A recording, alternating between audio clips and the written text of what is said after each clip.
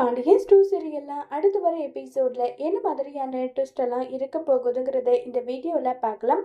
மீனாவுக்கு கோமதி கால் பண்றாங்க. உடனே கோமதி கால் பண்ணதும் மீனாவுக்கு பயங்கரமா ஷாக்கிங் ஆயிடுது. என்ன கோவில தான் அந்த அளவுக்கு திட்டினாங்க, திரும்பவும் கால் பண்ணியிருக்காங்க, எதுக்காக ஃபோன் பண்ணியிருப்பாங்கன்னு சொல்லிட்டு யோசிச்சுட்டே இருக்காங்க. உடனே சரி எடுத்துதான் பேசலான்னு சொல்லிட்டு கால் அட்டன் பண்றாங்க. சொல்லுங்க அத்தை, எதுக்காக ஃபோன் பண்ணீங்கன்றாங்க. ஏண்டி உனக்கு கொஞ்சமாவது அறிவு இருக்கா? அவ முகத்துல முழிக்கிறதே பாவம் நான் நினைச்சிட்டு இருக்கேன்.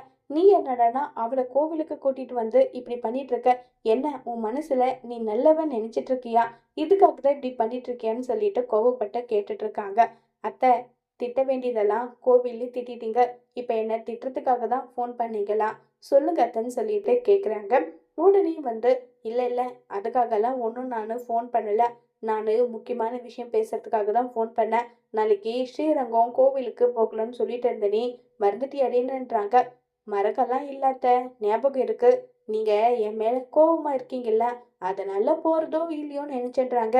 இங்க பாருடி, உன்னை எனக்கு ரொம்பவே பிடிக்கும். நான் இல்லைன்னு சொல்லல. அதுக்காக இன்னி ஒரு சில விஷயம் பண்றல, அதை நினைக்கும் போது தாண்டி எனக்கு ரொம்பவே கஷ்டமா இருக்கு. இனி அப்படி செய்யாத. அதுதான் சொல்லிட்டே இல்ல, இனியெல்லாம் அது மாதிரி எல்லாம் செய்ய மாட்டேன். சரி, நாளைக்கு கோவிலுக்கு போகணுமா? ஆமா, கண்டிப்பா போகணும். நீ நாளைக்கு காலையிலே வந்துடு, போகலான்றாங்க. சரி சரி, நான் வந்துடுறேன். வரும்போது பொடி இட்லி எடுத்துட்டு வரீங்களா? நினைச்சேன்டி, எப்ப பாரு சாப்பாடு எடுத்துட்டு வரேன்னு சொல்லிட்டு இப்ப நம்ம மீனாவும் ரொம்பவே சந்தோஷப்பட்டுட்டு இருக்காங்க. இப்ப மீனா நேரா செந்தில் கிட்ட போறாங்க.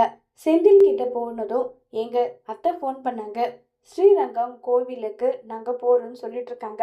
நான் சொன்னது உங்க காதுல விழுதா இல்லையான்னு சொல்லிட்டு செந்தில் கேக்குறாங்க. ஆனா செந்திலுக்கு இந்த விஷயம் காதுல விழுறதே கிடையாது. செந்தில் அமைதியாவே இருக்காங்க. இப்ப அடுத்த நாள் காலையில ஆகுது. நேரா நம்ம கோமதி சாப்பாடு எல்லாமே ரெடி பண்ணி அரேஞ்ச் பண்ணி வச்சிடுறாங்க. சாப்பாடு எல்லாமே ரெடி பண்ணி வச்சதும் காந்திமதி அந்த இடத்துக்கு வராங்க. காந்திமதி என்ன கோமதி, இவ்வளவு சீக்கிரம் எல்லா சாப்பாடும் ரெடி பண்ணி வச்சிருக்க, என்ன விஷயம்னு சொல்லிட்டு கேட்டுட்டு இருக்காங்க. மா, நானு ஸ்ரீரங்கம் கோவிலுக்கு போறேன், மீனா கூட போறேன். இங்க பாரு, இட்லி சாம்பார் சட்னின்னு சொல்லிட்டு எல்லாமே வச்சிருக்கேன்னு சொல்லிட்டு இருக்காங்க. சரி கோமதி, உன் புருஷனுக்கு சொன்னியான்னு சொல்லிட்டு கேக்குறாங்க. மா, நானெல்லாம் ஒண்ணும் சொல்லல. உன் பிள்ளைங்க தூங்கி எழுந்ததுமே அம்மா எங்க எங்கன்னு வருவாங்களே, அவங்களுக்கு என்னடி பதில் நான் சொல்லட்டும்னு சொல்லி கேக்குறாங்க. பிள்ளைங்க கேட்டா நான் கோவிலுக்கு போயிருக்கேன்னு சொல்லம்மா, இது கூட நான் சொல்லணுமா? ஆனா தப்பி தவறி கூட என் புருஷன்கிட்ட இந்த விஷயத்த பத்தி நீ சொல்லவே கூடாது, புரியுதான்னு சொல்றாங்க. சரிடி சரி, இங்க பாருமா, தலையாட்டிட்டு அப்புறம் முந்திரி கொட்டை மாதிரி போயிட்டு சொன்னீனா உன்னை என்ன பண்ணுவனே தெரியாதுன்னு சொல்லிட்டு கோவப்பட்டு பேசிட்டு இருக்காங்க. சரிம்மா, நான் எதுவும் சொல்லல, பத்திரமா போயிட்டு வான்னு சொல்லிட்டு இருக்காங்க.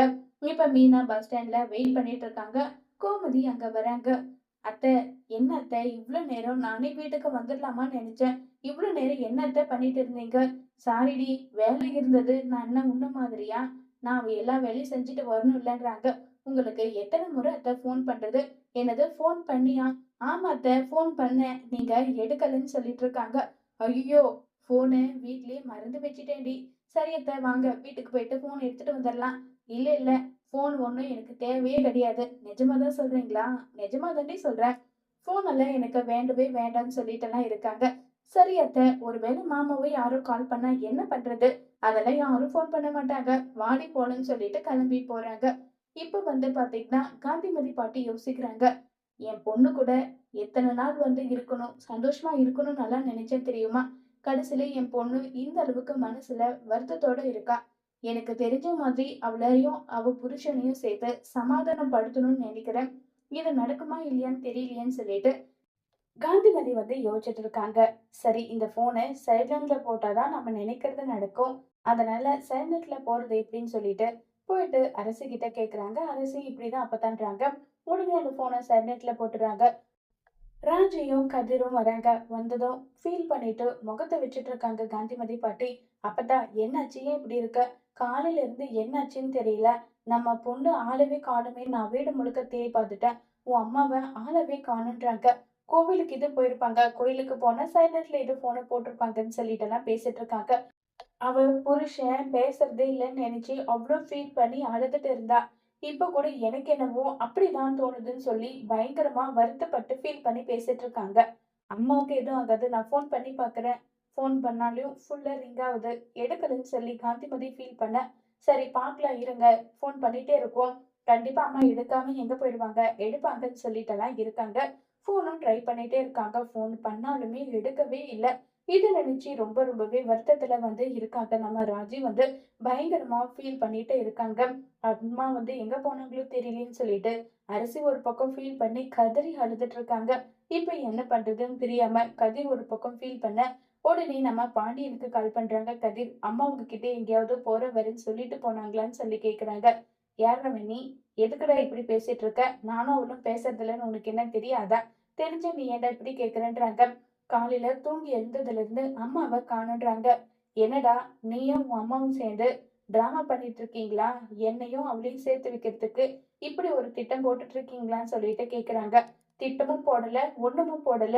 இங்க அப்பதான் ஃபீல் பண்ணி அழுதுட்டு ரொம்பவே வருத்தத்துல இருக்காங்க. சாப்பாடுல இருந்து எல்லா வேலையும் செஞ்சுக்கிட்டு இப்ப பயங்கரமா ஃபீல் பண்ணி அழுதுட்டு இருக்காங்கன்னு சொல்லிட்டு இருக்காங்க. உடனே பாண்டியனுக்கு என்ன பண்றதுன்னே தெரியல. பாண்டியன் ஒரு பக்கம் பயங்கரமா ஷாக் ஆகுறாங்க. டேய் சரவணா, உன் அம்மா ஏதாவது சொல்லிட்டு போனாலாடான்னு சொல்லி கேக்குறாங்க. என்னது? அம்மா போய் எங்க சொல்லிட்டு போக போறாங்க? அம்மா வீட்ல தான் இருப்பாங்கப்பான்னு சொல்லி பேசிக்கிட்டு இருக்காங்க. இவங்க இப்படி பேசிட்டு இருந்ததும் செந்திலுக்கு கால் பண்றாங்க. செந்திலுக்கு கால் பண்ணி, டேய் உன் அம்மா எங்க இருக்கான்னு தெரியுமாடான்னு சொல்லி கேக்குறாங்க. பா என்னப்பா இது? அம்மா எங்க இருக்காங்கன்னு என்ன போன் போட்டு கேக்குறீங்க? அம்மா வீட்ல தான் இருப்பாங்கன்னு சொல்றாங்க. பாண்டியனுக்கு ஒண்ணுமே புரியுறதில்ல. பாண்டியன் ஒரு பக்கம் ரொம்பவே டென்ஷன்ல இருக்காங்க. உடனே வீட்டுக்கு வராங்க. உடனே காந்திமதி அவங்களோட ஆக்டிங்க ஆரம்பிக்கிறாங்க. மாப்பிள்ள மாப்பிள்ளன்னு சொல்லிட்டு அழுறாங்க. அத்தை, எதுக்கு அழுதுட்டு இருக்கீங்க? என்னாச்சு அத்தை? சொல்லுங்கன்னு சொல்லிட்டு கேக்குறாங்க. காலையில இருந்து கோமதியே காணோம் மாப்பிள. ஃபோன் பண்ணாலும் எடுக்கல. அவ நீங்க பேசலன்னு சொல்லிட்டு ரொம்பவே வருத்தத்துல இருந்தா. எனக்கு ரொம்ப பயமா இருக்கு மாப்பிள. அவ ஏதாவது பண்ணிப்பாளுன்னு மனசுக்கு ரொம்ப வருத்தமா இருக்குன்னு சொல்லி கதறி அழுறாங்க. உடனே அரசி அப்பா எனக்கு பயமா இருக்கு. தேவையில்லாம நீங்களும் அம்மாவும் சண்டை போட்டீங்க. அம்மாவுக்கு ஏதாவது ஒண்ணு ஆயிடுமோன்னு எனக்கும் பயமா இருக்குப்பான்றாங்க. ஏன்பா ஏன் இப்படி பேசிட்டு இருக்க? கோமதி எங்கேயாவது பக்கத்துல போயிருப்பா. அப்பா பக்கத்துல போயிருந்தா இவ்ளோ நேரம் ஆகியும் வராம இருப்பாங்களா? எனக்கு என்னவோ மனசுக்கு ரொம்ப கஷ்டமா இருக்குன்னு சொல்லிட்டெல்லாம் ஃபீல் பண்ணி பேசிட்டு இருக்காங்க.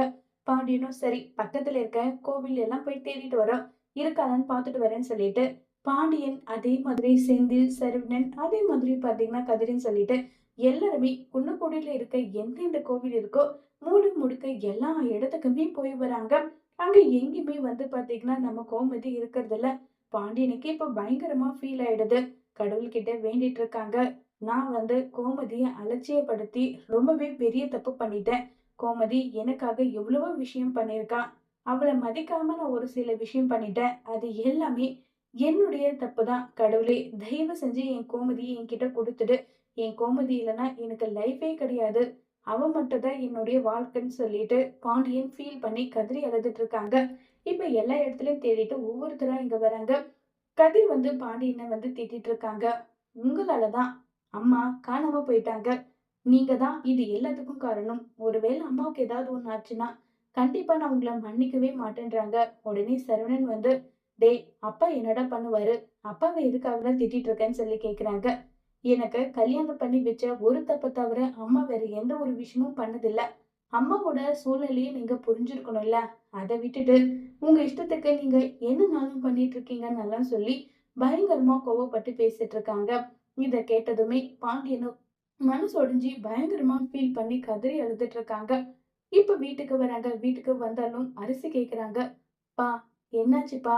அம்மாவை கூட்டிட்டு வந்துட்டீங்களா? சொல்லுங்கப்பா சொல்லுங்கன்றாங்க. பாண்டியனும் அழுதுகிட்டே இருக்காங்க. இப்ப உடனே யோசிக்கிறாங்க. கோமதி கோவிலுக்கு தான் போயிருக்கான்ற விஷயத்த நம்ம சொல்லலாமா வேண்டாமா? கோமதி எப்படியும் நைட் ஆயிடும்னு சொன்னாலே இன்னொரு வரலையே, நம்ம சொல்லிடலாமா இல்ல கோமதிய எது ஒண்ணும் சொல்லிக்கிட்டுமான்னு சொல்லிட்டு யோசிச்சுட்டு இருக்காங்க. இப்ப கோமதி நினைச்சு ஃபீல் பண்ணி கதறி அழுதுட்டு இருக்காங்க. கதறி அழுதுட்டு இருக்கும்போது கரெக்டா அந்த இடத்துல கோமதி வராங்க. கோமதிய பார்த்ததும் பயங்கரமா ஃபீல் பண்ணி கதறி அழுதுட்டு பாண்டியன் போயிட்டு கோமதியை கட்டி பிடிச்சி எங்க போன கோமதி?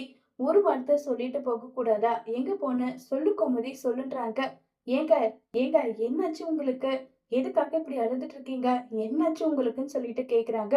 உடனே அந்த இடத்துல கதிர் அதே மாதிரி அரிசின்னு சொல்லிட்டு எங்கம்மா போனேன்? நீ காணும்னு சொல்லிட்டு எங்க எங்கேயோ தேடணும் தெரியுமா? நீ எங்க போனேன்னு சொல்லிட்டு கேக்குறாங்க. ஏய் நானும் மீனாவும் ஸ்ரீரங்கம் கோவிலுக்கு போயிட்டு வந்தோம். உன் பாட்டி கிட்ட சொல்லிட்டு தானே போனேன்றாங்க. உடனே எல்லாரோட கவனமும் காந்திமதி மேல திரும்புது. என்ன மன்னிச்சிடுங்க மாப்பிள்ள. நீங்க கோமதி மேல உண்மையான அன்பு பாசம் வச்சிருக்கீங்க. ஆனா அதை வெளிக்காட்ட மாட்டேன்றீங்க. நீங்க 2 பேருமே ஒருத்தர் மேல ஒருத்தர் அவ்வளவு பாசமா இருக்கீங்க. இப்படி விலகி போறது எதுக்கோ சரியில்லாம இருக்குன்னு தோணுச்சு. அதனாலதான் இப்படி ஒரு நாடகம் நடத்தினேன். என்னை மன்னிச்சுடுங்க. கோமதி என்கிட்ட சொல்லிட்டு தான் போனா.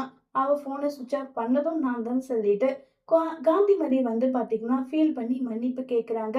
உடனே நம்ம சரவணன் வந்து கெட்டதுலயும் ஒரு நல்ல விஷயம் மாதிரி அப்பா கூட வந்து அம்மாவும் பேசிட்டாங்க. அம்மா கூட அப்பாவும் பேசிட்டாங்க. பிரச்சனை சுமூகமா முடிஞ்சிருச்சுன்னு சொல்லிட்டு இருக்காங்க. உடனே வந்து நம்ம பாண்டியன் அமைதியா நின்றுட்டு இருக்காங்க. உடனே காந்திமதி மாப்பிள்ள நான் சொல்றது அத்தை நீங்க பண்ண விஷயம் சரிதான். நான் இல்லைன்னு சொல்லல. அதுக்காக கோமதியோட உசுரோட விளையாடக்கூடாது இல்ல. எதுவா இருந்தாலும் நீங்க சொல்லிருக்கலாம் இல்லைன்னு சொல்லிட்டு பயங்கரமா ஃபீல் பண்ணி பேசிட்டு இருக்காங்க. காந்திமதி வந்து என்னை மன்னிச்சிடுங்கன்னு சொல்லிட்டு திரும்ப திரும்ப கேட்டுட்டு இருக்காங்க. அதெல்லாம் ஒண்ணும் இல்ல விடுங்கன்னு சொல்லிட்டு இப்ப எல்லாருமே ரொம்பவே சந்தோஷமா சமாதானம் ஆயிடுறாங்க.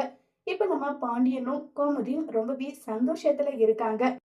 கோமதி பாண்டியனோட சந்தோஷம் நிலைக்குமா இல்ல காந்திமதி பழையபடி அரசிக்கும் குமாருக்கும் கல்யாணம் பண்றேன்னு சொல்லிட்டு ஏதாவது பண்ணி பாண்டியன் கிட்ட இருந்து வாங்கி கட்டிக்குமாங்கிறது வரப்போற எபிசோட்ல வெயிட் பண்ணி பார்க்கலாம். தேங்க்யூ.